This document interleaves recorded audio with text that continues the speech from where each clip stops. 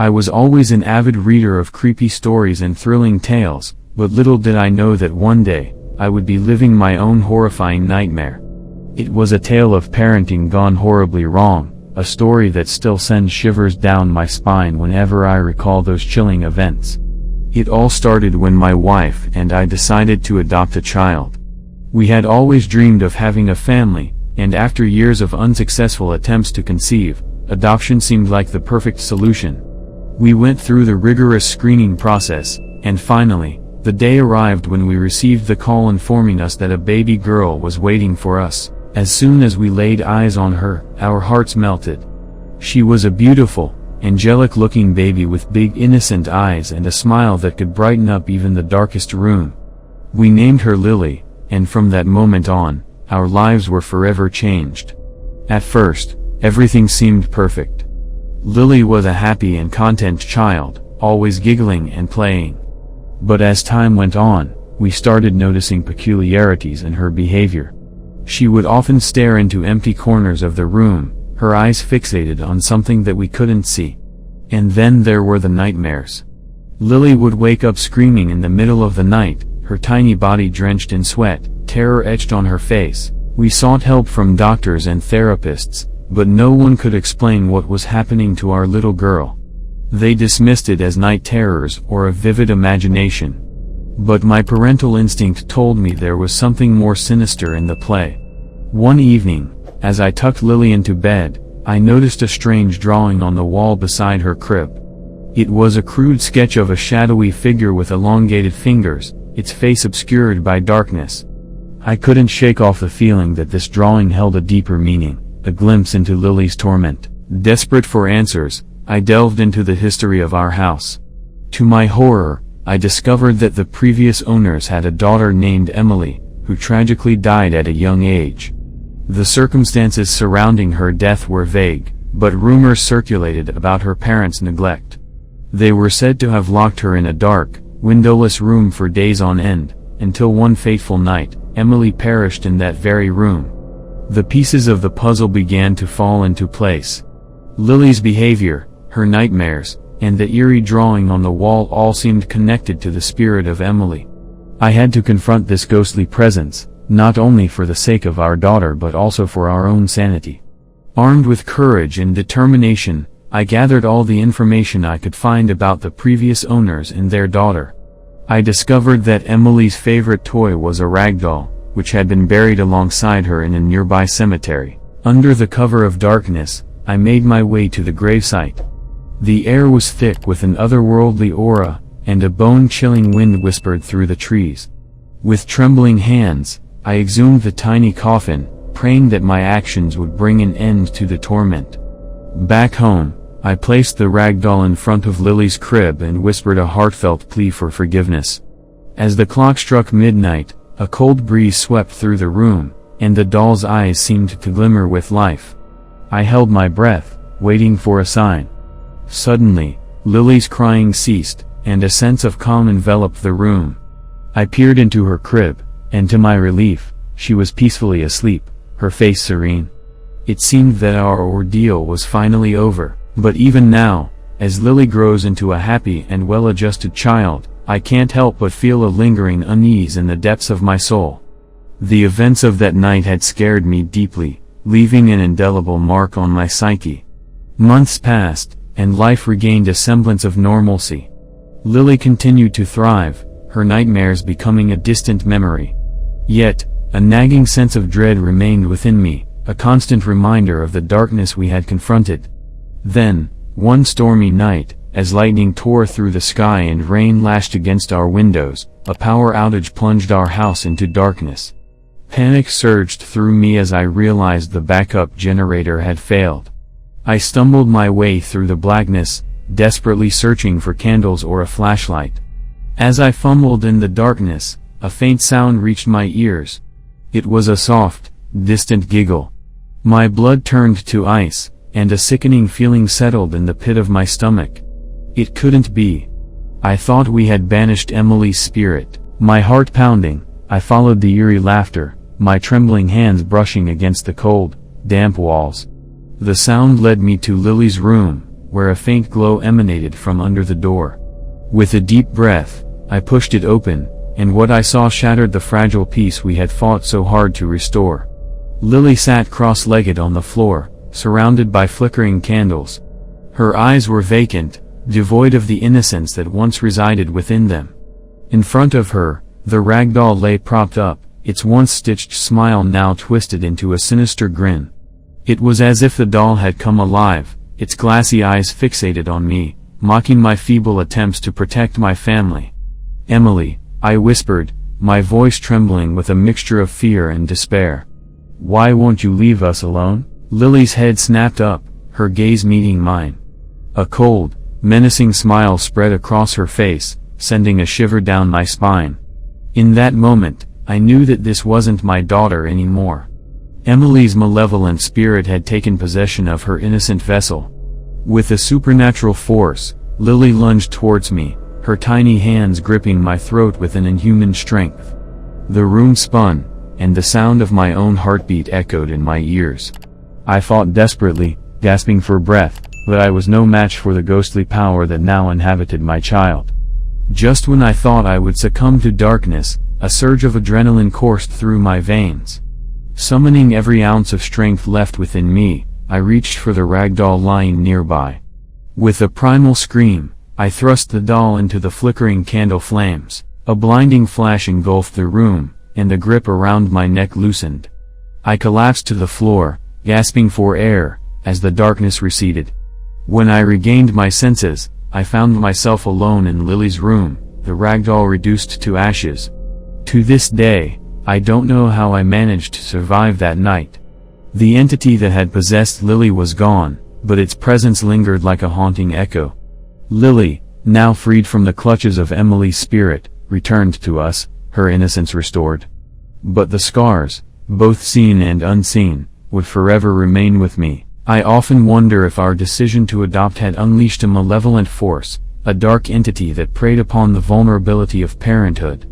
The truth may forever elude me, but I am forever haunted by the chilling realization that evil can reside even in the purest of souls, and that the line between love and horror can blur in the most unsettling ways. I remember it vividly, the chilling events that unfolded in my childhood, the unsettling truth about my parents that still haunts me to this day. It's a story I seldom share, for fear of disbelief or judgment, but the weight of it presses on my chest, urging me to reveal the disturbing reality of my upbringing. Growing up, I always felt a certain unease in our house. It wasn't just the creaking floorboards or the shadows that danced ominously on the walls. No, it was something far more sinister, something lurking beneath the surface of our seemingly ordinary family. My parents, on the surface, appeared like any other loving, doting mother and father. But there was an air of secrecy that hung around them like a heavy fog. Their smiles held a touch of darkness, their affection tainted with something I couldn't quite put my finger on. As a child, I yearned for their love and attention, but it was always just out of reach. They would shower me with material possessions, toys and gadgets that were meant to distract me from the truth. But I longed for their emotional presence, a warmth that could never penetrate the icy coldness that enveloped our home. One night, as I lay awake in my bed, a chilling sound crept through the walls. It was the muffled cries of a child, a sound that pierced through my soul.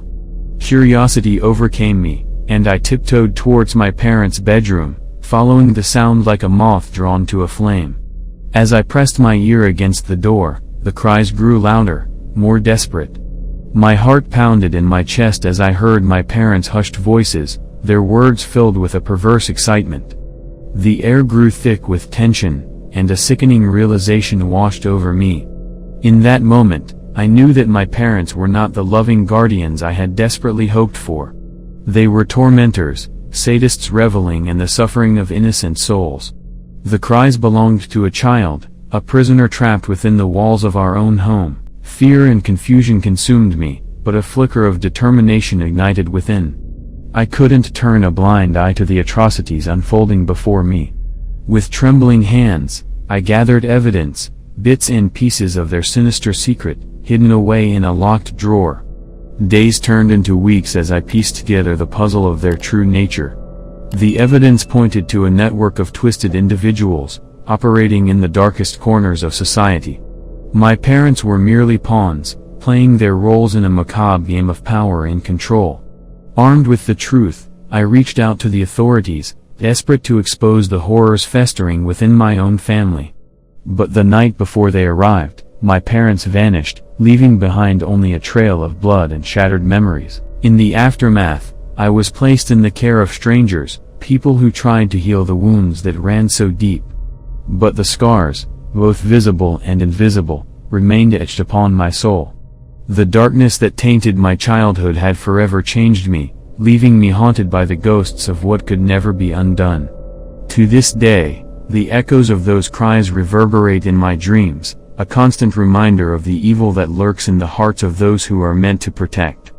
And as I navigate through life, forever scarred by the horrors I witnessed, I search for solace in the belief that somewhere, out there, justice awaits.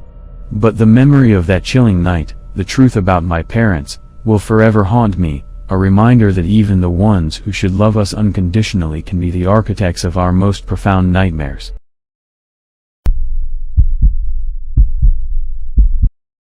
I remember it vividly, that unsettling night that forever etched itself into my memory. It was a dark and stormy evening, the wind howling outside and rain battering against the windows. My parents were away, leaving me alone in our creaky old house. Little did I know that this would be the beginning of an unimaginable nightmare. As I lay in my bed, the sound of the rain became a lullaby, luring me into a deep sleep. But suddenly, I was awoken by a faint scratching sound. I sat up, trying to shake off the remnants of sleep, my heart pounding in my chest. There it was again, the eerie sound echoing through the hallway outside my room. Cautiously, I stepped out of bed and tiptoed towards the door. The scratching grew louder with each step I took, and a cold shiver ran down my spine. I hesitated for a moment, my hand trembling as I reached for the doorknob. With a deep breath, I swung the door open. The hallway was dimly lit, shadows dancing along the walls. I strained my ears, trying to locate the source of the sound. That's when I noticed it, an open door at the end of the hallway, a faint light flickering from within. My curiosity overpowered my fear, propelling me forward. As I approached the room, my heart skipped a beat. The room was adorned with creepy toys and faded family portraits. The flickering light came from an old television in the corner, its screen casting eerie shadows across the room. I cautiously stepped inside, feeling an inexplicable sense of foreboding, and that's when I saw them, two figures, huddled together in the center of the room. A mother and her child. At least, that's what it seemed like at first glance. But as I drew closer, the true horror revealed itself. Their eyes were hollow, devoid of any life, and their skin was ashen, almost translucent. Their mouths were frozen in a perpetual smile, a disturbing grin that sent chills down my spine. I stumbled backward, trying to make sense of what I was seeing. How could this be happening? My mind raced with questions, but before I could comprehend the situation, the figures turned to face me. Their empty eyes locked onto mine, and a silent plea emanated from their mouths. "Help us." I felt a sudden surge of adrenaline, my fight-or-flight response kicking in. I turned on my heels and sprinted down the hallway, the scratching sound echoing behind me.